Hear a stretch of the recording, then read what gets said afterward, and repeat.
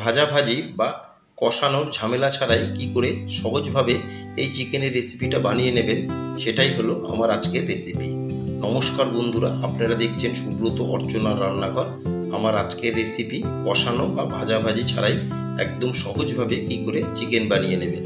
এটা বানাতে যেমন সময় কম লাগে, তেমন খেতেও কিন্তু দুর্দান্ত হয়।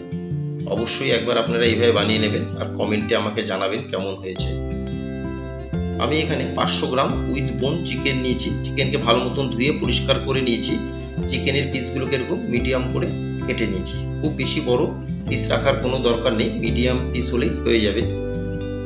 প্রথমে আমি চিকেনে দিয়ে দেবো কুচনো টমেটো। আমি এখানে দুটো বড় সাইজের টমেটোকে একদম ছোট ছোট করে কুচিয়ে নিয়েছি।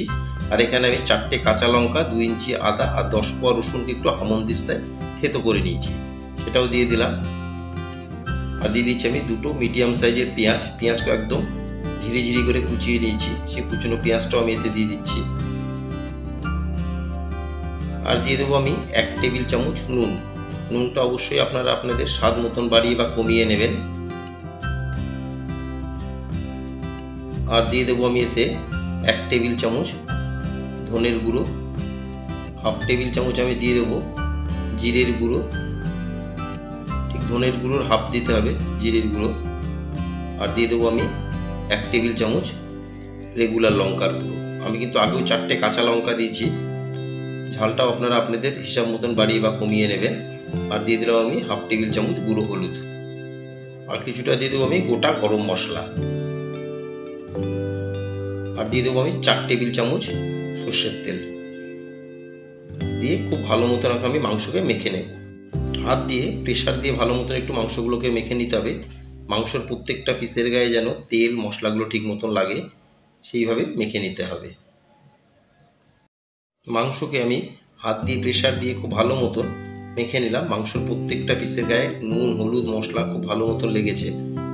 এখন একটা কভার দিয়ে আমি 30 মিনিটের জন্য রেস্টে রেখে দেব। 30 মিনিট আমি কভার দিয়ে রেস্টে রেখে দিয়েছিলাম। 30 মিনিট পর আমি ফিরে এলাম। এখন চলে যাচ্ছি মূল রান্নায়।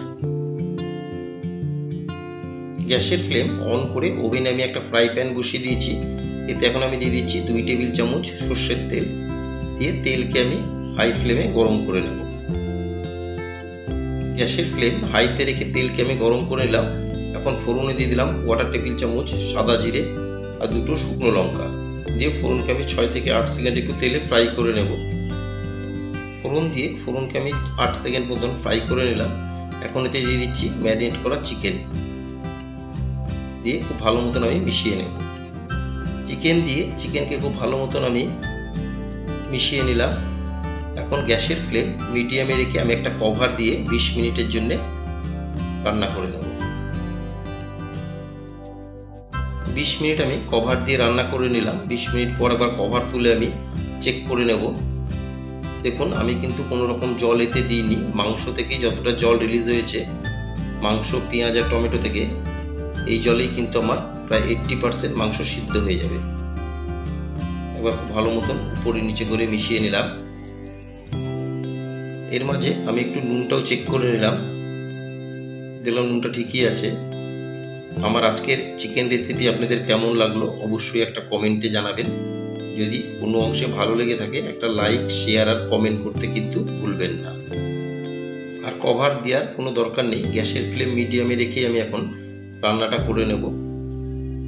আমার নতুন বন্ধুদের কাছে রিকোয়েস্ট, যারা আমার চ্যানেলটি এখনও সাবস্ক্রাইব করেননি তারা অবশ্যই সাবস্ক্রাইব করে আমার পাশে থাকবেন আর বেল আইকনটি প্রেস করে রাখবেন। যখনই আমি কোনো ভিডিও আপলোড করব সবার আগে নোটিফিকেশান আপনাদের কাছে পৌঁছে যাবে। ভালো মতন মিশিয়ে এখন আমি যেই বাটিতে মাংসটা ম্যারিনেট করেছিলাম সেই বাটি ধুয়ে 1 কাপ জল আমি এতে দিয়ে দিলাম। দিয়ে জলকেও ভালো মতন মিশিয়ে এখন গ্যাসের ফ্লেম মিডিয়ামে রেখে আরও কিছুক্ষণ আমি রান্না করে নেব। জল দিয়ে আরও মিনিট 10 আমি রান্না করে নিলাম। এখন নামানোর আগে আমি দিয়ে দিচ্ছি 1 টেবিল চামচ গরম মশলার গুঁড়ো আর দিয়ে দিচ্ছি কিছুটা রোস্টেড কসুরি মেথি। দিয়ে খুব ভালো মতন আমি এখন মিশিয়ে নেব। দেখুন কালারটাও কতটা সুন্দর এসছে। এটা কিন্তু ভাত, রুটি, পরোটা, ফ্রাইড রাইস সবার সাথে অসাধারণ লাগে। অবশ্যই চিকেনের রেসিপিটা একবার বানাবেন আর কমেন্টে আমাকে জানাবেন। গরম মশলার গুঁড়ো আর কসুরি মেথি দিয়ে ভালো মতন মিশিয়ে নিলাম। এখন গ্যাসের ফ্লেম অফ করে আমি 5 মিনিটের জন্য স্ট্যান্ডিং টাইমে রেখে দেব। আমার আজকের চিকেন রেসিপি পরিবেশন করার জন্য একদম রেডি। আমি একটা সার্ভিং প্লেটে তুলে নিচ্ছি। আশা করি আপনাদের সকলেরই ভালো লেগেছে। সবাই সুস্থ থাকবেন, ভালো থাকবেন। আবার দেখা হবে নেক্সট এপিসোডে।